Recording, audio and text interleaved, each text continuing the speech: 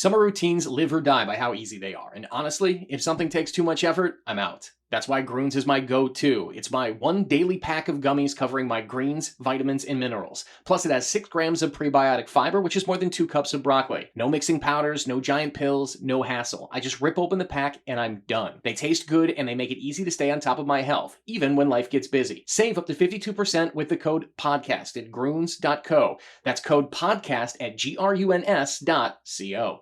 Hi, everybody. This is Dawn Mitchell, and welcome to Dawn of Sports. This week, we have a really cool guest, Maha Abouelenein. She just wrote a book called 7 Rules of Self Reliance, but that is just scratching the surface of what she has done. 30 years of global communications experience, and of course, she's a huge Minnesota sports fan, so we have a lot to break down coming up.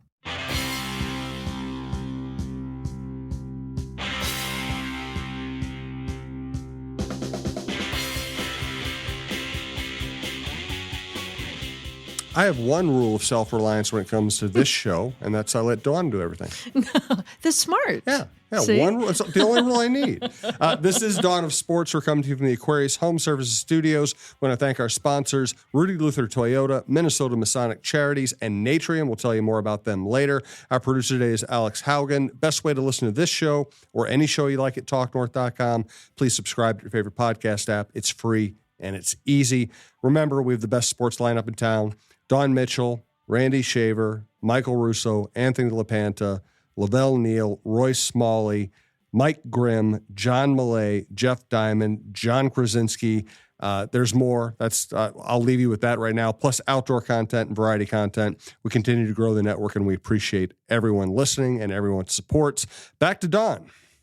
You know what I really love before Maha joins the conversation, Jim, is to see how many grumpy sports people, and I'm talking about media, have all of a sudden hopped on the Vikings bandwagon. What do you think? Well, I'm a grumpy media person, and I jumped on the bandwagon. I was looking at you, but you're not the only one I was talking about. Yeah, listen. I think anybody who thought this team would be 11-2, that Sam Darnold was going to, at this point in the season, be playing 85 times better than Kirk Cousins, where Kirk Cousins deserves to be benched and Sam Darnold is in the running for MVP. Anybody who says they saw any of this coming is lying to you. Anybody who thought this was a realistic possibility was fooling themselves. But here we are.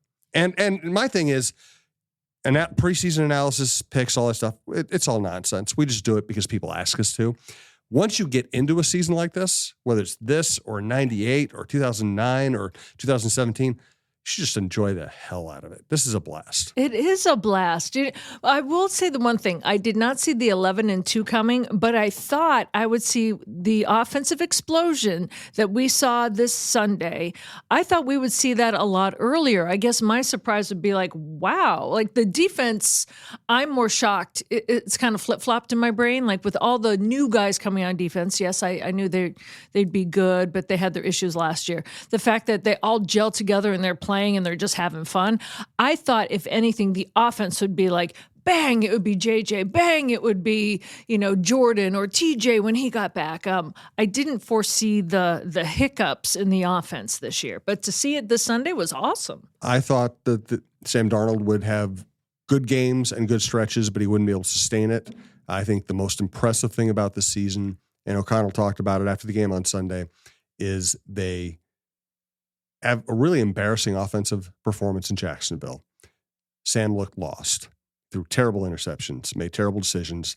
And O'Connell said, and this is somewhat of this coach speak, but I'm going to go with it because I trust O'Connell. He said that was the perfect game for that point of the season because you win the game and you get to go to Sam and say, this is why this interception happened. This is what you didn't see on this play. And coachable moments is kind of a cliche. In this case, the cliche comes to life. They got him back on track, and he has played brilliantly since that moment. Also, for the early part of the year, they were winning, but Justin wasn't really still lighting it up, right? And Justin was saying, when he did, I want Sam to trust me on that. Like if I'm double teamed or even triple teamed, like just throw it and I'll bring it down. I think in that game where all those 3 interceptions that were all to Justin, I think he was trying to force it. And even that next week, Jet said, I said I was the option if it's there and I'm covered. So Sam said what he's really learned is that balance between whether to go for it or whether it's too risky. And so in my mind, it's also like, yes, he wanted to trust Justin, but he also has to be smart about it for himself. Right? That's that razor thin line. And there's a great example in the NFL this year. There's the difference between being a good passing team and being a winning team. Yeah. Because complementary football is everything to winning teams. Situational plays, everything to winning teams. Joe Burrow and Jamar Chase are having one of the greatest quarterback wide receivers in NFL seasons in NFL history.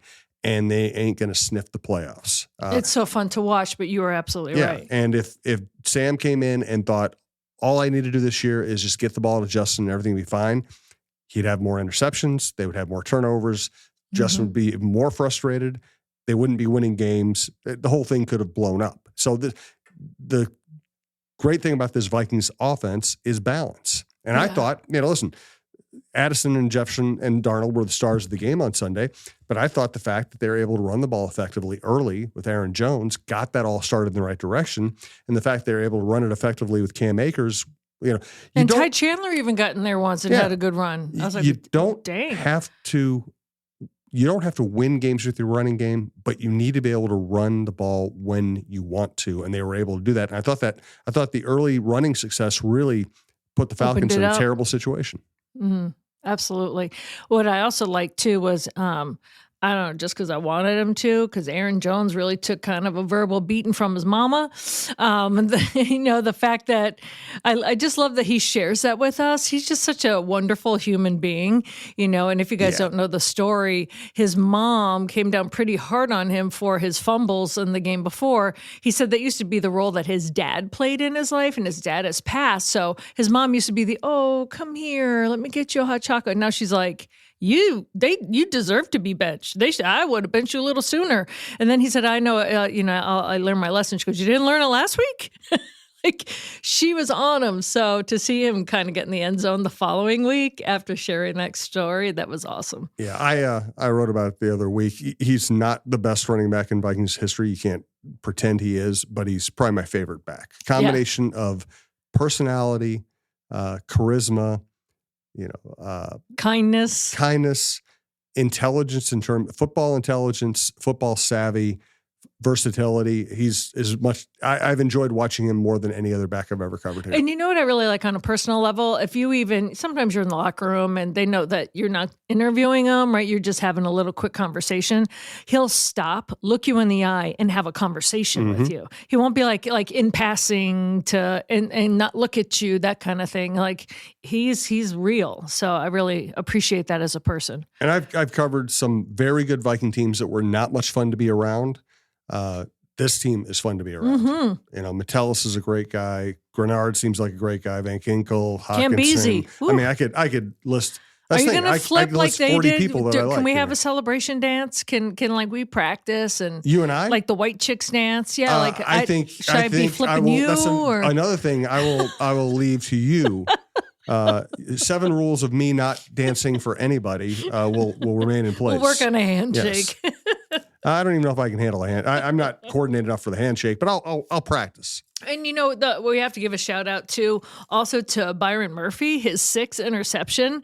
And one of the things was we were talking about the ball tracking of the wide receivers, but he I guess he used to be a former wide receiver in high school, or at least he was one of them that, the ball tracking he has this year. And now that he's healthy, it's really fun to watch him kind of pluck these passes out of the air like they were meant for him and not for the opposing wideout.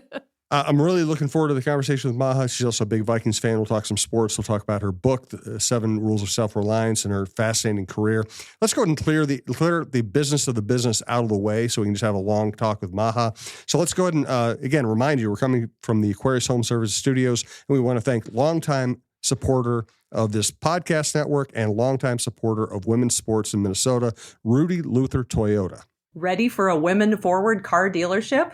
Rudy Luther Toyota empowers their many women on staff in sales, management, and service. Whether you are looking for a new Toyota or pre-owned vehicle, Rudy Luther Toyota has something for everyone. Every vehicle comes with a Luther Advantage. 10 cents off fuel and car wash discounts at holiday stations, Luther Advantage warranty, and 5-day return policy on pre-owned vehicles. Located just 5 minutes west of downtown Minneapolis, off 394 and General Mills Boulevard. And they're also hiring. Want to join the team but don't know where to start? Visit rudyluthertoyota.com today. Thanks to another local company that does great work, and I keep hearing great things about, Minnesota Masonic Charities. When people think of the Freemasons, they often think of secret handshakes and unusual hats, and of course, the pancake breakfast. Minnesota Masonic Charities would prefer that you think about the work that they do right here in our community. Places like the Masonic Cancer Center at the University of Minnesota or the Masonic Children's Hospital and the Masonic Home in Bloomington. They are just a few examples of the important work that the Freemasons support here in Minnesota. As part of the largest fraternal organization in the world, Masons have consistently answered the call when it comes to charitable needs. I am happy that Minnesota Masonic Charities has chosen Minnesota Bound and this podcast as a place to help spread the word. We look forward to learning so much more about their many programs here in the weeks to come. And now the spot that gets Dawn all fired up.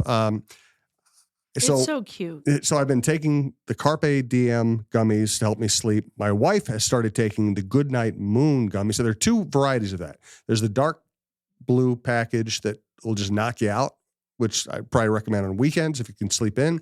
Then there's a lesser dose that just helps you ease into sleep, and really you don't really notice as much. That's what I love about Natrium is you go there and you can find different ingredients, different active ingredients, different dosages, different forms for everything from candy to dips to drinks. The variety is so great. You really need to go to the store to check it out because you need an expert to guide you through the first couple times. Once you know what you like, you can order online or you can go in there and just grab what you like. First time, go to a Wildflower or a Natrium store, have them guide you, tell them what you need. They will be able to narrow it down for you. They'll be able to work with your preferences. And I mean, if my results are any indication, if my wife's results are an indication, you're going to love what you get. So Natrium, natrium.com, Natrium and Wildflower stores.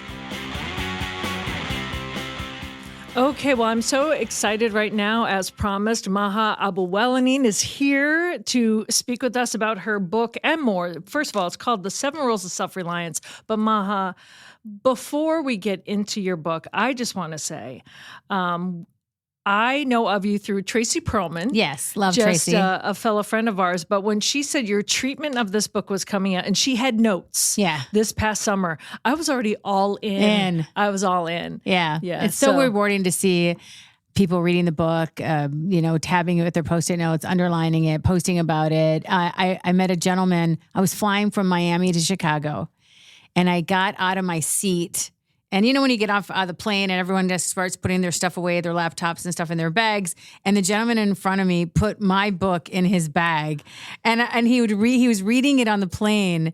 I didn't know that, and I was like, "Wait a minute!" I'm like, "What is that book?" And he took down. He's like, "I just picked it up," and we had a 4-hour flight. He read it on the half of it on the flight, and he's like, I'm like, I wrote that book, and he had showed me all the things he had underlined and read and the notes, and I posted. I was like, such a surreal moment, but I'm really proud of it. Yeah, I'm really proud of it. I'm really proud to tell stories, mostly from Minnesota. If you read the book, you'll dig in. You'll know how proud I am to be from Mankato, and my childhood shaped me. And the other day, I got featured on the front page of the Free Press in Mankato, and I was like freaking out. And I'm like, this is so cool. Yeah, and you've been all over the place. I'll give you your background, 30 years of global communication experience. But you, first of all, are a CEO of your own business called Digital and Savvy, which is strategic communications. But more so when I look at the other companies you've been with, the Google, Weber Stanwyck, General Mills. Yes, I worked at General Mills here in the Twin Cities for several years, working on sports marketing for them. Unbelievable. And then you were in Europe. So, I mean, you're very worldly, big companies, and then you decide, I'm going to be an entrepreneur. I think your sister? My sister still works at General Mills, Sweet. actually. Yeah, she still works there.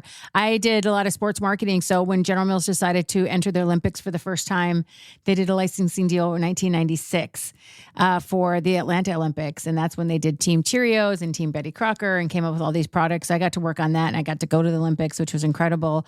Worked on a bunch of football-related things, sports, tennis-related things. So yeah, I mean, General Mills is hometown flagship brands, and really proud to be a part of that organization. I won 2 chairman's awards for some of the work that I did there. So it was a great breeding ground for me to learn about, consumer packaged goods companies, Fortune 500 companies. Great that it's in our own backyard, and took the experience I got from General Mills, and I moved overseas. I lived in Egypt and in Dubai for about 23 years before moving back to Minnesota during the pandemic in 2020. I want to dive in to a little bit of that, because now I have moved from my hometown to many different cities, but in the United States. Yes. To up and move, and I know that you have family there, or and even just background, but to just move and create a whole new life there is unbelievable. Yeah, it was hard. Like I was born and raised in Mankato. I lived in Mankato my whole life. My parents are both 100% Egyptian, but I lived here, and I knew I was Egyptian, but I was from here, and I went to school here. I had friends here. And then at 27 years old, my parents said, we're moving back to Egypt. And I'm like, what? They were like, we're moving back to Egypt. And my mom was sick. She had multiple sclerosis, and I was taking care of her. And at 27 years old, I up and moved to Egypt. My sister, who is married and, settled here at General Mills, she stayed in Minnesota. I moved with my parents, mostly because I was taking care of my mom, and it was personal reasons. And I get to Egypt at 27. I don't speak the language. I don't have any friends. I don't have a network. I don't know anybody except for my cousins. And I got to find a career. I got to find a job. I'm still got to figure out how I'm going to take care of my mother. I got thrown into the deep end of the pool, as they say, and figured out how to rely on myself. One of the premises of the book, to figure out like what strength do you have to like get yourself out of situations of like, how do I find myself? How do I make friends? How do I integrate? When I moved to Egypt, everyone's like, you look Egyptian, your name is Egyptian, but you are so American. Like, you sound American. You're not from us. You don't dress like us. You don't look like us. You're not Egyptian. And so I was like, no. My blood is Egyptian. I'm 100%. Both of my parents are Egyptian. I'm born in the US, but I'm 100% Egyptian. So it was kind of that of like, oh, your English is so good. Where'd you go to school? Or like, you have an accent. You're not from us. So I kind of had to overcome that. Like, how did I show them that I was, want to integrate and I wanted to fit in. I didn't want to stand out. And I tried to find a job, couldn't find a job. I looked for like a job at Pepsi or Coca-Cola, like a US type of company that I could work at because I felt comfortable in that environment in General Mills. I get to Egypt and I get offered to be a secretary for a billionaire. And I was like, oh, that's really not what I came here to do. Like, to be a secretary is a great role, but not for me. Like, I have a master's degree. I have experience working Fortune 500 companies. I really want to do something in marketing or PR. I really want to like a real job where I can grow a career. And I couldn't find a job. And my dad basically had insight that I didn't. And he said, you just moved here. You don't know anybody. He's the most powerful person in the region. If I were you, I'd put your head down and do whatever he asks you to do and learn how to network, learn how to build relationships, learn how the business community here operates. It's actually a perfect starting job for you because you don't know anybody, and anyone who wants to get to him has to go through you. It's also a slice of humble pie. Like you're saying, like, this is not what I came here to do. And I know like your first rule is also stay low, keep moving. Yeah. And low is not to lower yourself, right? But it's put your head down. Yeah, put your head down. It's like put your head down, put in the hard work, get over yourself. Don't think you're overqualified for something. Be humble, put in the hard work, let your hard work speak for itself. Take this job, turn it into what you can do. and then create value for him. If you can create value for him and show him what you're capable of doing, maybe he can give you a different role, but you got to start at the bottom. So the first rule of the book is stay low, keep moving, which is, put your head down, put in the hard work. Mm-hmm. The second rule is be a value creator. What can you do to create value for other people to show them how good you are, what you're capable of doing? And that's what I did. I started out as an office manager, his assistant. And by the end of the 4 years of me working with him, we became business partners. And I just put my head down. I learned about the business. I studied every piece of paper going into his office, coming out of it.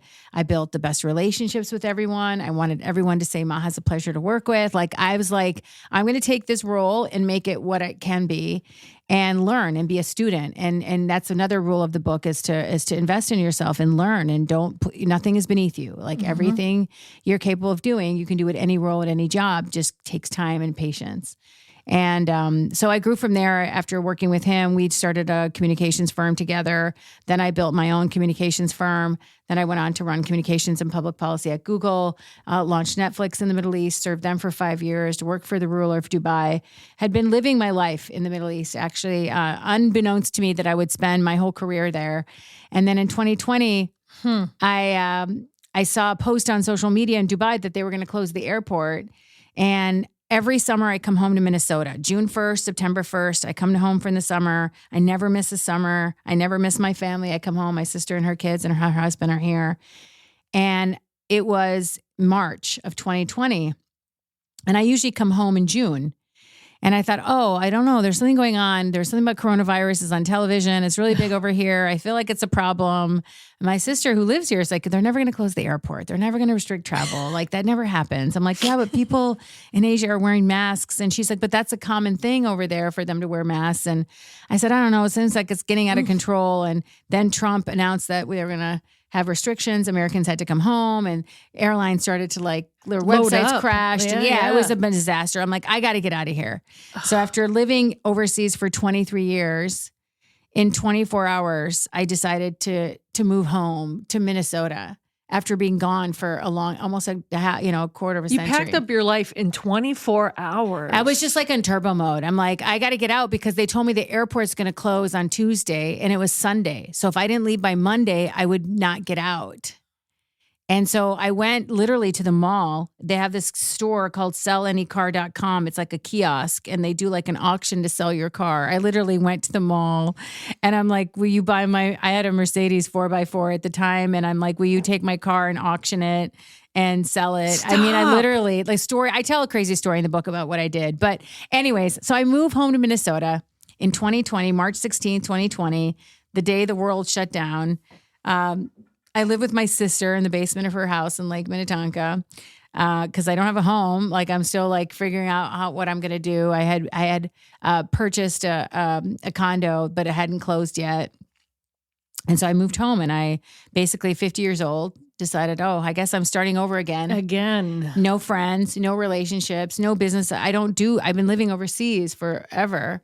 And it's hard to make friends when you're 50 and build a whole new network when you're 50. And I did it. And I've been for 4 years now. My office, I have a company. I've been running businesses and communications for some big companies here in the US and built my relationships. And I think the one thing, for anyone listening is you can reinvent yourself at any age. I did it twice.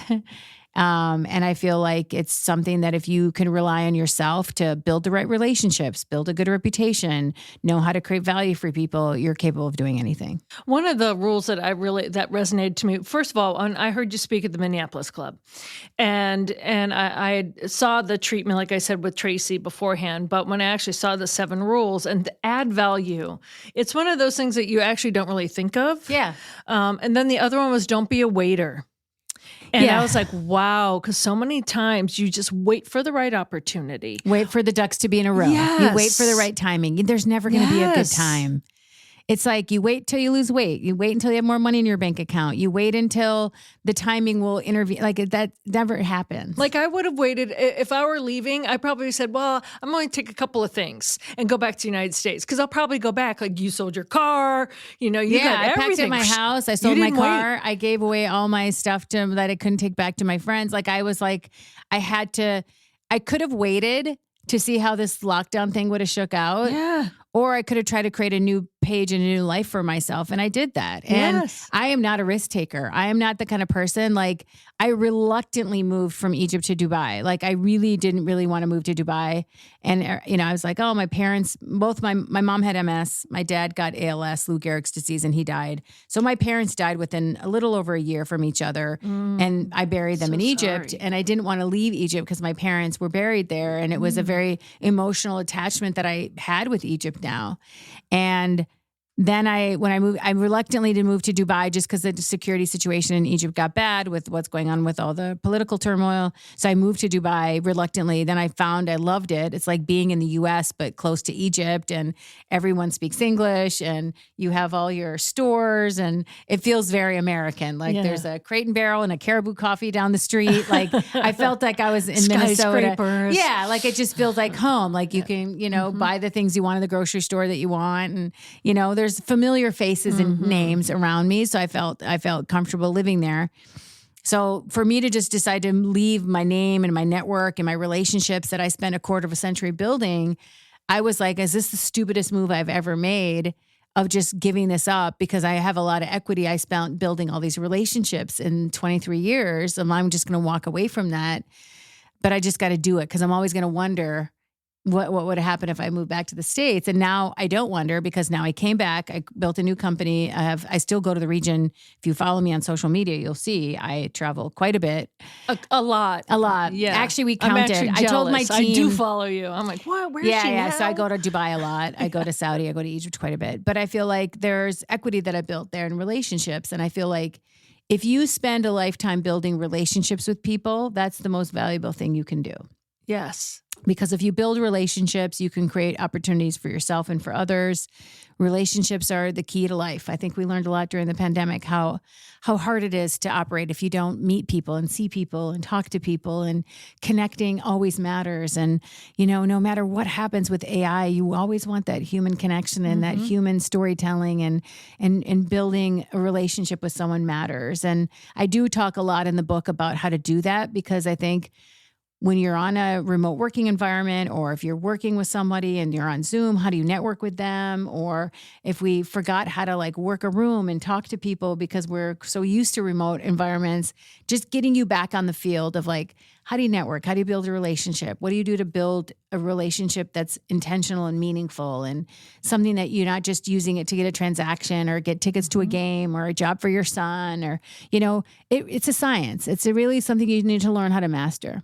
Well, you talked about kind of name equity, and that goes into the reputation is your currency, and that's all you have. But it also means so much. People think so much about equity in their house and sweat equity in their work. But equity, probably for me, the reason why I think you're so successful is you carry that with you, no matter where you go. Yeah, I think it matters. So we live in a world, think about cancel culture and what's happening in the world today. Look at what's happening to JC. His name is out there in a story that he doesn't want to be a part of, right?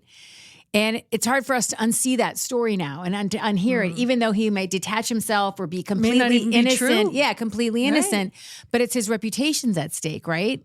And all of us have a reputation. Everyone thinks I have one, I can't do anything about it. You certainly can do something about it. You certainly can manage it. And you'll hear the term personal brand, personal brand, personal brand. And a lot of people think, Maha, I'm not a social media influencer. I'm not a personal brand. I don't care about that.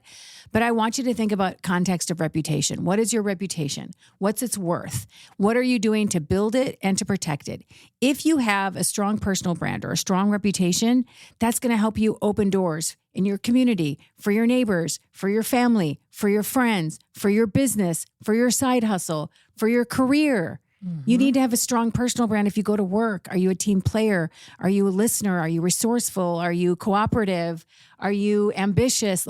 Those are all related to your reputation. And you want to have a good reputation at work because you want opportunities to grow, and you want your manager to like you, and you want your team to value you, and you want to feel appreciated.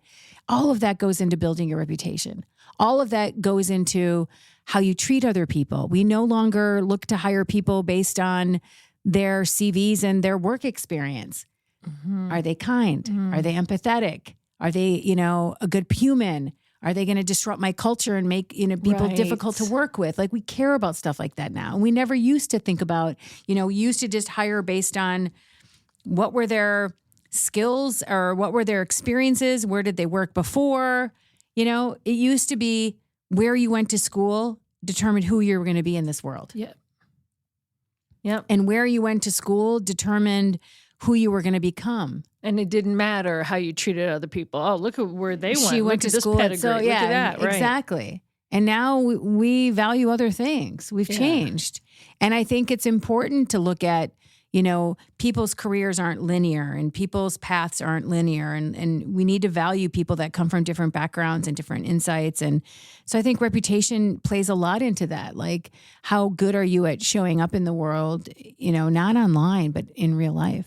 Let me ask you this as a woman, because, and just with sports, I mean, just in the history of it, there's guys that have a great reputation, but then they hit a scandal and they can come out unscathed and get another top-notch job like that. And I always say, if that happened to a woman, even if she had a great reputation, sometimes they can't recover. How does a woman... And I'm saying if something is wrong, let's not say they go and do something horrible. How does a woman recover? Do you find that that's even more so reputation-wise for a woman to do it? I mean, when you said that sports story, I could think of so many athletes. Yes. I was like looking like, okay, I have a quarterback in mind. Okay, we won't go there. I will say you that are a Vikings fan. No, it has nothing to do with the Vikings. It has to do with another team. Here's the thing: it's becoming normalized for women to start using their voices and to take the stage and not to be sitting behind the scenes. And I feel like they're getting more comfortable doing it. And so the more women step up to own their power, use their voices, I think it's better for everybody. But I do feel that, they might get hit differently than men, because I think men have a way of pushing forward and moving on through it, not unscathed. We're more emotional. We're more empathetic. I just saw something yesterday about women are better leaders than men in their performance of the bottom line on companies, because they're just better at people and empathetic listeners and leaders. And so I feel like the styles are definitely different. I think that's something that's a very obvious thing that's happening in the market that needs to change. But I feel like, they don't come out as unscathed as the men do. But I feel like the reverse of that is to take confidence and take action, use your voice, really play a role, because you deserve it and you should be at that table and you should say the things you want to say. And if you feel like you've been hit by a scandal or targeted for something, find a way to go back, regroup, and come back even stronger. Like Martha Stewart. I mean, a documentary is Right? incredible. Have you seen it? No. It's Is so it good? Yeah, it's so good. Yeah, I mean, Martha Stewart is a great example of somebody who had this powerful brand. I mean, you have to watch the documentary. Like, I didn't know a lot of the stories about her, and I grew up in the 80s, and she made domestic decorating and cooking cool, and she was really of a generation. There's nobody been like her, and I feel like she was the original influencer. Yeah. Influencing how people did everything from decorate their trees to bake cookies to Thanksgiving turkeys to all the stuff she used to do. But yeah, she had a scandal. She got caught in a stock situation and came out of it. And she's hanging out with Snoop Dogg, and she's cool. And they're like best friends. Yeah, they're best friends. But you can also see her influence on him, not to go down the Snoop Dogg rabbit hole, which I would love to do because I adore him. But the fact that he has branched out and all right, I've got the kids thing and I've got this thing. And, completely. he's all over the place. I don't know if this was a hoax, but Snoop. So today, Time announced the Athlete of the Year, Caitlin Clark. Yeah. Then they announced the CEO of the year. And then Snoop did a post about Time, that he was Time Magazine's Man of the Year. He did like a cover, but it wasn't revealed. Like, it was his shadow. And then he revealed the photo. I'm like, that's fake, right? It's got to be. I don't know. He should be. He was everywhere this year. Why not? Why not be, right? Jim, you should be Man of the Year. Oh, God, stop it. You'd hang out with, I want to see you and Snoop Dogg hang out. I mean, I'd love to. I don't know what he'd get out of it. I'd love to, but, why would he want to hang out with me? Well, because you're fun. Yeah, I am? You're fun. Nobody told me. You got You're cool fun. stories of what happened in Mankato during the Vikings training camp. I have a lot of stories, and many of them I can't ever repeat to anybody. Yeah, that's Somebody would the one shoot me. thing, right? A lot of it behind the I will scenes. say we were telling Viking training camp stories before, And one thing I didn't tell you, I was also in the bar in Albatross when Keith Millard drove his car into the stanchion at Hardee's because he wanted to get a burger on his way home, and he smashed his car, jumped out of his car, sprinted back to Gage Hall, Oh, wow. and left his car sitting there. Just Wow. left it there. Just left it there. Yeah, so I grew up in Mankato for everyone listening. And so we were talking about how the Vikings used to host training camp in Mankato, and it used to like the town went undone. Like it was like the it city to be in for the summer. The players were always at the bars and the restaurants hanging out. So it was such a great memory for me every summer seeing Mankato become famous for having the Vikings come to town. All the reporters used to come into town from around the country. So it was fun. Oh, yeah. And we'd wait to see how they showed up. Remember, like arriving to Gage that was Hall a big Day? deal. Who It'd be carried like, what into their dorm room? Jared Allen with his like pink convertible with the horns on it, and what they're bringing, right? Like Yeah. pillows and big screen TVs, and then sleep chambers. I mean, it was just the pageantry of it all. I have to admit, even though it's far easier than to drive, because we didn't stay in Mankato, we drive back and forth every day.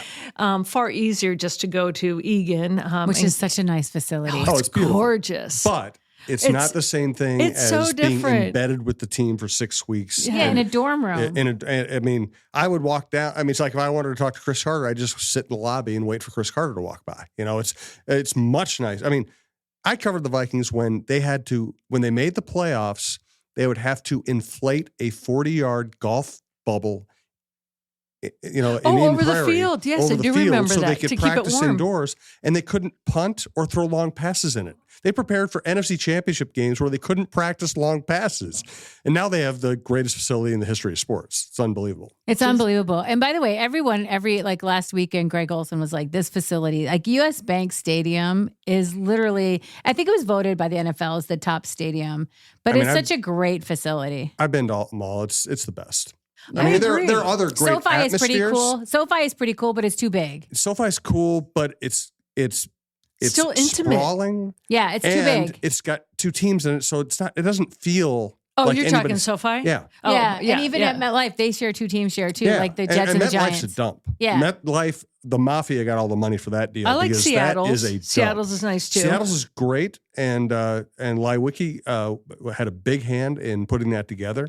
You know, one of the guys who helped found the Minnesota Wild. Brilliant job of funneling, having an outdoor stadium that holds in the noise. Yes. Brilliant. Yeah, It's a that's great it. place. I've never been, but I've seen it on too. But I went to the Super Bowl at Sci-Fi. It was just fun to see a Super Bowl show there because of all the screens and Oh, stuff. yeah. Like Taylor Swift did a show there. I'm like, that would be fun to see a concert just because the screens help. But it's too big. It It's is. way Yeah. too big. And it's not, and it doesn't have an idea. Like you go to Identity. if you see the coolest thing about a football stadium is or any venue is when you see the TV shot and you know exactly where it is. You know where it is. And I just love it that it's beautiful, but it's also intimate. Like you feel like You're in a bowl. Yeah, it's cool. Yeah, and that the players and the fans relationship is there, and we saw that on Sunday. Yeah. You know, where JJ turns around and he looks at the screen. Like there's that intimate relationship Intimacy. between the fans that are actually in that building and there, but yet the sightlines are beautiful. The whole design No, the is hospitality beautiful. is great. Even the concourse. I mean, it's just beautiful. I spent a lot of time in that arena. And I Think sound like a about- homer, but I'm not from here. Well, So I'm But down think about with how it. far they've come. I mean, the Metrodome was like a great place to work. It was for us, it was fantastic. A flight of stairs down to the locker rooms, to the field, whatever. Mhm. But my God, and the game production, Oh, it's a the show. game production, it used to be like, okay, if they could get the dog on the field to catch the Frisbee, that was the highlight of the season. Right. Now we have flames shooting. Your eyebrows get Yeah, seared seared. by the flames before it's a spectacle. Yeah, I like it. It is the best in the league. And what I really love still is players that come in for the first time have their phones out and they're taking video. They're walking through. And people that don't stay there or know this longer, so the players walk from the buses and they have to walk through the field. They don't walk around. They could walk around the bowl like you see, you know, people get their model shots and then they're walking in the innards, you know, like the NBA. Here They walk the field. They walk the field, and then they got to walk back at the end, right? Yep. So it's kind of like a perp walk if they lose, So, and all the fans at the Delta 360 that are allowed to stay a little bit later are like, catcalling to them or, but it's funny. It's never a mean thing, but it is like, come on. They kind of here. booed Kirk. They shouldn't have done that. I knew they were going. It's such a competitive game. They I wanted know. to be. I kind of felt bad though. Their 11th win, so you knew that was going to happen, but to walk through past them after, I can't dredge up enough emotion about Kirk, positive or negative. Really? Just I know. I just feel like it's not Minnesota nice to boo somebody. Like it doesn't matter. Yeah. Anyways, I do like that about you. To hear that, I just expected it, but I'm from Boston. I'm like, of course they're going to boo him. Yeah. I hope there's some smattering of applause, but not that they don't like him. There is that contingent that speaking said, of Boston, okay, I did go to game one of the NBA Finals last year. Yeah. in the Garden. Yes, That's an experience. it is indeed. That's isn't an it? experience. Like there's certain arenas in the world that you need, like Madison Square Garden. You got to go once. You got to see be in the Garden. It's a really cool. It was fun. They were playing the Dallas Mavericks, so. And the old garden was a trip. There were a couple of rats that would go over your feet and stuff like that. It was even more enclosed. If you think, rats used to be a big part of the sports world. Yes. When Really? you were in our job and you walked around behind the scenes. That's why I didn't like it was the Metro. amazing. I mean, I didn't mind the It was Metrodome at amazing all. how many rats you So would encounter. did you cover the North Stars? I covered. I Football. came here to You did cover football. Well, I did mostly Twins and Vikings, but I also covered the North Stars run to the Stanley Cup final in 1991. I remember being in a bar and looking over. There's Mike Madonna with his parents because he was so young. I used to go to a lot of North Stars games when I was a kid. Really? Mm-hmm. I mean, Is that your favorite team? that was Well, a it was. great vibe. It was just because hockey fans don't. I mean, XL Energy Center is beautiful. It's great, but hockey fans don't need that. They Right. loved the old Right. Met Center. Yeah, the Met Center was classic. Yeah, and Norm Green robbed us.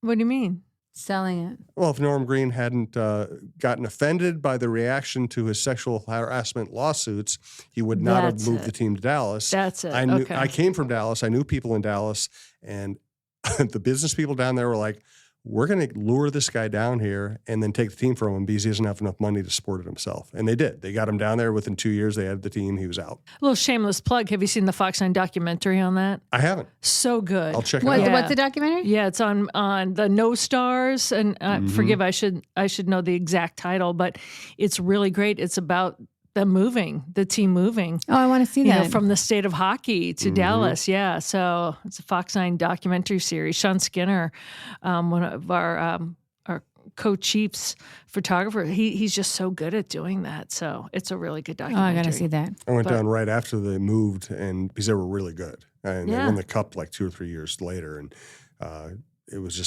so weird. It was just so weird to see that team in a place where you walk outside and it's 90 degrees. And I lived in Dallas. It's hot down It's there. not a hockey town. And Just like Vegas. Vegas has a really good hockey team, and they're like, Las Vegas, not a hockey town. but you know what? I have friends who live in Vegas. Yeah. It took over. I mean, it's amazing how quickly it became the biggest thing in town. Yeah, because their football team sucks. I have a friend of mine from Boston. When you get something and then you just don't know how your life's going to go. And then you're like, oh, I really wish I kept that. Women do that all the time, purging clothes, right? Yeah. This happens to be an item. But a friend of mine from back in Boston, Ken Hodge Jr., played for the North Stars for a little bit. And then came back and made the team and played for Boston because his dad was, Ken Hodge Sr. that won the Stanley Cup. And so I remember one day he said, do you want this shirt? And I'm like, yeah, sure. And it was like team issued pink North Stars. Oh, that's like nostalgic. Do you still golf have jersey. it? No, because then I went to work in Milwaukee at some point and there was this guy, and I still remember he was a photographer, Jim Crump. If you're out there and you still have the shirt, mail it back to me. But he's like, oh, you have one of those? I go, yeah, but it's really big. It doesn't fit me. And I'm from Boston. I'm not from Minnesota. I live in Milwaukee right now. And he's like, if you still have it, I'll take it. And I said, sure. And I gave it to him. And then like years later, who would think? Because then I went to Chicago for 5 years and then I got here and I'm like, oh, I really wish I had that old school North Star like golf jersey, that was kind of big, but it was awesome. I think Kenny goes, I'm not going to wear pink. And plus people are going to like tease me for wearing that here. And, no, I'm from Boston. I'm like, okay. I'm like, wow, circular moment for me. Yeah, I wish I still full had circle. that. One more Boston note. When I covered the Twins, they said the worst place in baseball was to be a visiting reliever in the Fenway Park visiting bullpen. Said people would hang over the edge and just scream anything you can think of at them the entire game. But if you're a baseball purist and say if it's like a blowout or a rainy game and people leave, you can go all the way down. Like, you know how some ballparks, they won't let you, like security won't let you go down to get a better seat. Fenway, like, no, if you're going to be a diehard and you're still here in this weather or because of this game, go right ahead. You can go down. You're behind the guys at the batter circle and like taunt them because they expect it. They do. There, so yes. It's kind of cool. When we were talking, this is kind of circle back to one of your 7 rules. Is Jim has it, I have it, maybe by not necessarily on purpose, but to have longevity and to have a long planned future. When I first got here to Minnesota, I'm like, I'm 3 and out. Like football. That's I'm what 3 and out. I had a contract, 3 and out. No, really. 1990, it said 3 years, I'm gone. Yeah. And then here, I never thought I would have the shelf life of a Twinkie, but here I am. They last on the shelf 30 years. Right. We all do. But it's amazing. Our relationship with time has changed, right? How so? Well, we don't want to wait 3 seconds for a video to load. Yeah, that's we true. want to tap to pay and get out of the store. We want to download the whole season right now. But because of our health and longevity My and wife's AI, ears are burning right now. Oh, yeah. She can't She's like, stand it when she can't watch the whole series right now. right now, we want to do things now, but we're spoiled. We have access to information at our fingertips whenever we want, and guess what? It's for free. We have access to the internet for free, podcasts for free, any YouTube how-to in the world for free. That's unprecedented. It is. And because of that, we'll live longer because we'll know things, because we're learning from other cultures. We're learning from doctors. We're learning about health. We're learning about movement. We're learning about cold plunges and saunas and what food's good for us and inflammation and sleep and all the things. So we're going to live longer. And so we have to know things because we have to evolve. So we will not be retiring at 55 anymore. That is out the window. That's when you start your second career because now you have experience and you know things and you know yourself and you start thinking about, now I want to do things that I'm passionate about, that I really care about. I put in a whole lifetime of a career doing things that served me well, opened my home, brought me a family, fed my kids, put them to school. But now I want to do something with purpose. Now I want to do something that fills my cup and my soul. And now I want to spend my time doing things that I want to do, not what a certain manager asked me to do, because I had to build a career, to build a family, to build a home, to build a life. I think that's part of the book at the end there that really inspired me the most, because I've read books in the past, like Halftime. I'm like, oh, does it mean like I'm at halftime of my life? Oh, great. But that book was about the second half of your life can be more altruistic and for others. But I'm like, well, as much as we all like to think that, like sometimes for me, and your book kind of solidified it, you do so much because you have to. Like you have, well, or you should. You have to get a family. You have to put your kids through school. You have to do things because that's life. You have to put food on the table and pay the bills. And then I don't want to be like, okay, now it's just a cruise downhill till I die. Like that's what all those books are. I'm like, no. What if I want to do something else? And I always lie about my age, and everybody knows that. I say I'm always 28. And people are like, you're not going to always be 28 when you start a new career. And I'm like, it's not about the age. It's about what I have left to do or give, so that I don't say, I wish I did that. Yeah, and woulda, shoulda, coulda. Not having regrets. It's one of the rules of the book is don't have regrets. If you wanted to, you do something, but you're not doing it because you're worried about people saying, who does she think she is? Or people judging you. That's a terrible way to live your life. Yeah. Because nobody's in your shoes. Nobody has your life. Nobody has your journey. Nobody has your problems. Nobody has your bills to pay. You do.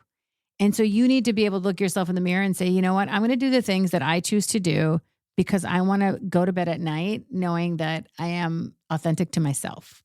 And that matters. It really does. I think like we all see what's happening. Social media is allowing us to compare and makes us feel inadequate if we're not doing this. Then who gives? Like you should just turn it off. Yeah. Yeah. We were doing just fine before it. We'll do just fine after it. Yeah. And I love just saying like the 80-year-olds, like I started my business when I was 70 and it was a totally different business than what I did before. And just because we will, and that's going to be normal because you can. Yeah. So while you were talking earlier, when we're talking sports, my wheels, and Jim knows this, always go, how did loving sports, playing sports, being around sports, or cheering for, I'm not sure if it's, I'm a Wolves fan. okay. Okay. How did that help you in business? Yeah, it's actually a great question. No one's asked me that before. I don't know. My nephew, Zane's 25. Mhm. He, always played. He was a basketball player. He was always on the varsity team. He was a football player. So we went to, and he was baseball. Like we went to a lot of his sporting events. Kenzie played volleyball. So like I got the bug, in sports from my being around my niece and nephew. And then I started to really get into it because I used to be a news junkie and just watch news all the time. And that just became emotionally draining and depressing. So I'm like, I'm not going to do that. I need to put my passions into something else. I like going to sports events. I enjoy spending money on sports events versus other things. Like if I want to get tickets to a game, I'd rather do that than, spend it on a lavish dinner or some shopping experience. I'd really like to go to sports events. And so I started learning a lot about sports, and I started watching a lot of sports and learning about statistics and the players and the data. And there's a lot of interesting things that goes into a sports event. And it's not just what we see on the court or on the field. There's so much more. It's about the stories of the athletes, stories of the players, the data, the statistics. How do they build their brands? How do they do their communications? How do they do their marketing? How do they engage with the community? It's so much about what I do in communications. Yes. And it was like, it became a parallel way for me to think about my business as like, what can I do to, like, athletes now like to be direct to consumer. They want to have their own podcasts. They want to be their own media companies. They want to control their own narratives. And so we can learn a lot about what athletes are doing to build their own brands. And I work in that business of how CEOs and founders or female entrepreneurs build their personal brands so they can acquire talent or get investors or the right strategic partners. But I think it's so important. Sports is like business. Even with my team, I see myself more as a coach than a manager. I try to give them the playbook and let them go execute. I want them to learn how to design the plays and how to execute without having me oversee everything, right? So how can you teach your team to take the ball and run with it and have more confidence that they can do more without me? And so I give them the playbook, but then I let them implement it in the way that they're able to execute. So much about what I am obsessed with in sports is very parallel to what's happening in business. Storytelling, data, communications, connecting with your community, engaging with your fans. That's what I do. I connect with audiences. I engage with communities. I build stories for people. And so I love it. I love it. I made actually a list. My sister was like, this year for Thanksgiving, there's so many people have a bucket list of things you want to do before you die. And so my sister's like, let's call it the live it list. And it'll have two sides. One side is like, what are all the things that we've done that we're grateful for? Like the experiences we've had, places we've gone, things we've done. And what are the things that we still want to do? And so she asked everyone to come with their lists. And all of my things of what I wanted to do were all related to sports. I'm like, I really want to go to the Masters. I've never been to the Masters. I know it's impossible to get You should in. go. Yeah, that's like I've been to like the Super Bowl. I've been Masters to like is better than the Super Bowl. I've been to the World Series. Like I've gone to the finals of. I've been to like the U.S. Open. I've been to like French Open. I've done all these things, but I'm like, I need to go to the Masters. I really want to see that experience. And then my nephew was like, "But Auntie Maha, you can't have your phone." I'm like, "I'll be fine."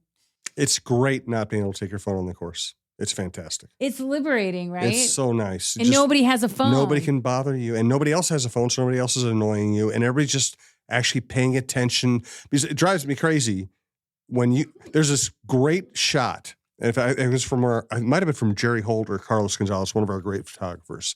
Opening day, Target Field, first game, and there's this flyover, and we did a one of those fishbowl surround, shots, and everyone's shots, holding up their phone. and everybody's looking at their phone. There are jets flying over. It's a beautiful day, beautiful green field, baseball, outdoors, and everybody's looking at their phone. Yeah, so I think Masters was on my list. It's fantastic. French Open's on mine. That'd be a good one. It's Yeah. nice. That'd be French a good Open one. is fun. I haven't done Wimbledon. I've been to the arena for the Olympics. They did tennis there, but I've never actually attended. Same as me. I was there for the Wimbledon. Olympics, but I haven't been to actual Wimbledon. Yeah, because it happens on 4th of July weekend. So who wants to leave Minnesota on the 4th of July? Nobody. Nobody. I also want to go to the Kentucky Derby. Ooh, I might go this year. I've been to Churchill Downs. I haven't been to the Derby. I might go this year hat. in May. In May this I year. don't care if it's Wear the hat, terrible. I want a And mint with the julep. straw so you can drink the mint julep that's on your hat. I mean, you cannot go Ooh. outrageous enough for Kentucky Yeah, people see? during the Derby. But it's always literally it's the weekend right when your head is spinning coming out of March Madness, and then April comes and there's draft stuff Yeah, you're doing, Final Four. and then you're That's like, always the best. oh, it's already May 5th. What? Missed another year. Yeah. But you have to be intentional about it. Yeah, So. definitely. You know, that's what my friends and I call it. We call it the live list. Because Yeah, the the live bucket list. list Yeah, is too much that's of what a my sister bummer calls for it. me. Yes. Yeah. I'm like, Well, Maha, I am inspired, and I'm going to. I always go through like a book, and then I have my highlights, but then I always go back and I do write notes in. Good. So I've already scribbled some, but you know, like I really wanted to talk to you about some things, because when I was telling my friend about your book, this is probably about last month or so, she goes, what does it mean to be self-reliant, though, in terms of building a career? Like, I'm self-reliant in terms of, I live on my own and I bought my house. And she goes, well, what's it for you? And I said, oh, that's an awesome question. I go, I guess self-reliant for me is I listen to what people say, but ultimately I do what I think is best. But I Yeah. don't know if that's the right answer. Yeah, self-reliance is not about being independent or like you doing it better for yourself is better than anyone else. Like that's not what the book is about at all. Right. If you read the book, you'll discover that. It's about investing in yourself and finding the tools that you need so that you can be valuable to yourself and to others. I can rely on myself to build my own relationships instead of me saying, hey, Dawn, you know, your relationships and the network that you built up through your business, I need that. Can you hand it over to me? Mm-hmm. I want to have my own relationships. I want to have my own network. And how do you build it? And how do you get one? And how do you manage one? That's what self-reliance is. Like, I need to know how to do these skills, how to build a relationship, how to build my reputation, how to create value for other people, how to not be waiting for someone to bring me opportunities. I actually can create them myself if I get 1, 2, 3. And then how do you reverse engineer to get those 3 things, whatever it is. Yeah. So I want to tell people, you don't need to wait for someone to bring things to you on a platter. You need to know how to invest in yourself and own it yourself, and then extend your hand out for help. I'm self-reliant, but I have a lot of people that have to help me. Right. I always ask for help when it comes to finances and numbers and things I'm not good at. I always ask for help when I don't have a connection or a lead or I don't understand something. I know I have a high level of self-awareness of these are the things I'm good at, but these are the things I need someone else who's good at to help me with. Mm-hmm. And I want people to not just be waiting around. Like, I think a younger generation struggles with how to make decisions because they just have access to everything on the internet that they think they can just unfriend and friend somebody with the push of a button. No, a friendship is a relationship. It's time. It's checking in. It's showing up. It's nurturing. And I feel like I just want to get people back to the basics of like, you can rely on yourself. You can do things. You don't need everyone to bring you things on a platter. And how do you do that? And you have to learn these really important skills that I think will carry you through the future. And I keep going back to the add value because so many people, and it's not just young, sometimes it's older, what can I get? What's in it for me? Everyone's in a transaction. What's in it for me? I'll do this for you, but what's in it for me? And right. I do spend a good chapter of the book, chapter 6, talking about being a long-term player. Like, what does it take to be a long-term player? How do you play that game of not instant gratification, not I'm going to do this for you because I want something in return? What if you put deposits in other people's trust banks because that's the right thing to do and it'll give you the benefits you're looking for. Don't just be short term. How do you play long term and how to do it and who to do it for? I kind of talk about that a lot in the book. Well, I'm going to wrap this up with one thing. Jim and I have talked sometimes about our great stories of famous people, but you're actually super good friends now with Gayle King, super jealous. She just bought her assistant a dog. A dog, yeah. Talk about adding value and just paying attention to the people that you work with. Like, This is what this girl wanted.